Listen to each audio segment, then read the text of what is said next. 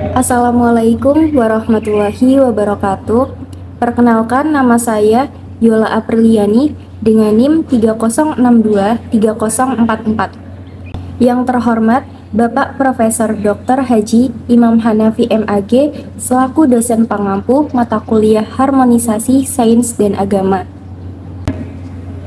Ada beberapa langkah dan tata cara dalam praktik amalan membaca Al-Quran. Yang pertama adalah niat ikhlas. Sebelum mulai membaca, niatkan dalam hati bahwa kegiatan ini dilakukan semata-mata karena Allah Subhanahu wa Ta'ala. Niat yang ikhlas akan menambah kualitas bacaan dan mendekatkan diri kepada Allah Subhanahu wa Ta'ala. Yang kedua adalah bersuci. Lakukan wudhu untuk menjaga kesucian fisik. Membaca Al-Quran dalam keadaan suci menunjukkan penghormatan kita terhadap kitab suci ini. Yang ketiga adalah memilih waktu dan tempat yang tepat. Membaca Al-Quran di waktu yang tenang dan tempat yang bersih sangat dianjurkan.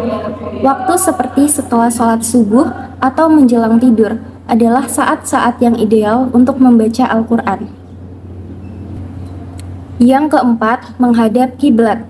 Menghadap kiblat saat membaca Al-Quran merupakan salah satu adab yang baik. Ini tidak wajib, tetapi disarankan sebagai bentuk penghormatan. Yang kelima, menggunakan tajwid yang benar. Membaca dengan tajwid yang benar sangat penting. Tajwid membantu kita melafalkan ayat-ayat Al-Quran sesuai dengan aturan yang benar, sehingga maknanya tidak berubah. Yang keenam, tadabbur atau merenungkan makna. Selain membaca, memahami makna dari ayat-ayat yang dibaca sangat dianjurkan. Menggunakan tafsir dapat membantu kita memahami konteks dan pesan dari ayat-ayat tersebut. Yang ketujuh, istiqomah atau konsistensi. Konsistensi dalam membaca Al-Quran sangatlah penting. Usahakan untuk membaca secara rutin, baik setiap hari, setiap minggu, atau sesuai kemampuan masing-masing. Konsistensi akan membawa manfaat yang berkelanjutan. Dari perspektif saintifiknya tentang membaca Al-Quran tidak hanya berdampak pada spiritualitas, tetapi juga memberikan berbagai manfaat bagi kesehatan mental dan fisik.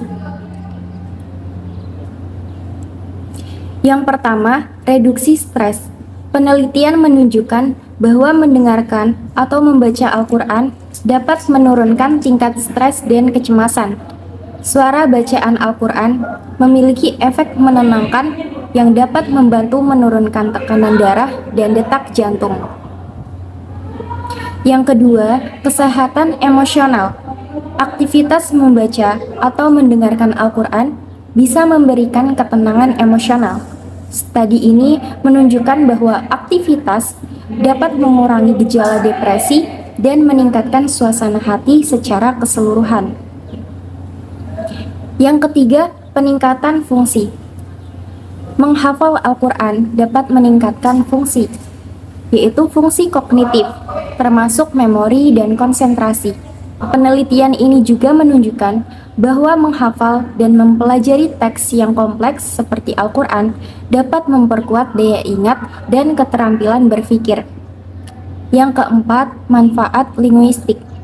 Bagi mereka yang bukan penutur asli bahasa Arab, membaca dan menghafal Al-Quran dapat meningkatkan keterampilan bahasa. Ini membantu dalam pemahaman bahasa Arab dan memperkaya kosakata. Yang kelima, aktivitas otak. Penelitian menggunakan elektroensefalografi menunjukkan bahwa mendengarkan bacaan Al-Quran meningkatkan aktivitas gelombang otak yang terkait dengan relaksasi dan fokus. Ini menandakan bahwa peningkatan dalam ketenangan dan konsentrasi. Yang keenam, kesehatan jantung. Mendengarkan Al-Quran dapat memperlambat detak jantung dan meningkatkan variabilitas detak jantung, yang merupakan indikator kesehatan jantung yang baik.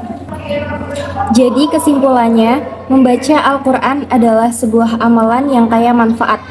Dari segi agama, ini adalah bentuk ibadah yang mendekatkan diri kepada Allah dan membawa pahala. Dari segi sains, aktivitas ini memiliki berbagai manfaat kesehatan mental, emosional, kognitif, dan fisik.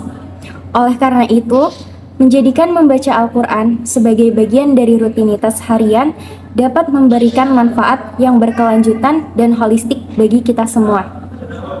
Terima kasih. Wassalamualaikum warahmatullahi wabarakatuh.